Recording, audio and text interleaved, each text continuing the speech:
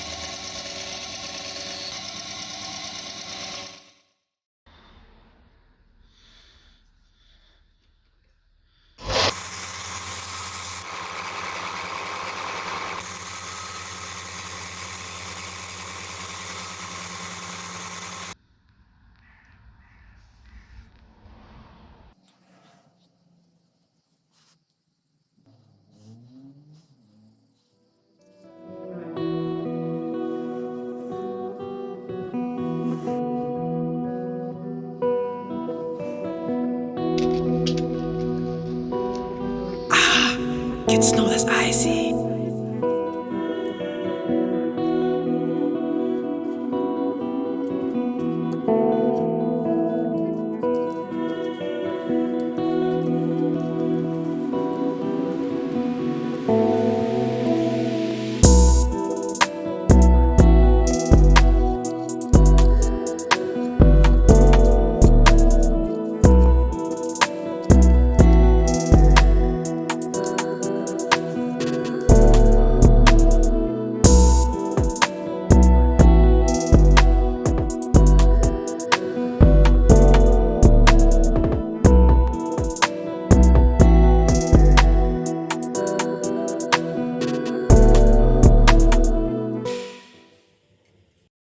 Having to make a few adjustments to the design of it, making the lip thicker than it was originally, because I made one and then tested it and the lip broke off and the action wasn't very good, so I made it larger and thicker, and then changed the location of it and the angle. So I've just translated that to this one that I'm working on, and I'm going to add a bit more weight to this one as well, which should improve it and make it actually work. Whereas this one, it is fixable, but it's just going to take some work. Whereas This one I can just put all of the like solutions into this one. It should work a lot better, like straight out of the box.